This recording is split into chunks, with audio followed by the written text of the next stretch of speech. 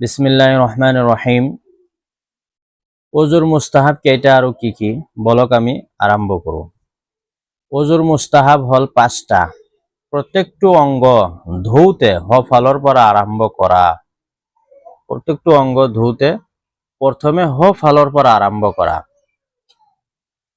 2 নম্বর আঙ্গুলির পিঠিরে ডিঙির পিছফালে মুসাহ করা। আঙ্গুলির পিঠিরে ডিঙির পিছফালে মুসাহ করা। আঙ্গুলির পিঠি এটো যে আছে এনেকে মুসাহ করা। 3 নম্বৰ অজুৰ কাম নিজে নিজে কৰা, আনৰ সহায় নলোৱা। 3 নম্বৰ মুস্তাহাব হল অজুৰ ভিতৰত অজুৰ পানী, অজুৰ টেপটো নিজে খোলা, পানী লৈ আহা, মেচুৱাক লৈ আহা, নিজে কাম কৰা।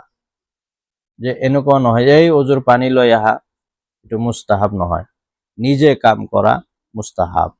4 নম্বৰ অজু কৰাৰ সময়ত কিবলামুখী হৈ বহা।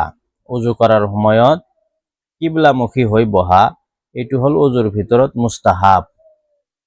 তো বর্তমানে তো অজুখানা মসজিদে আছে, তো তথাপি লক্ষ্য করা যে পশ্চিম ফালে যাতে আমি বহিব পাৰো।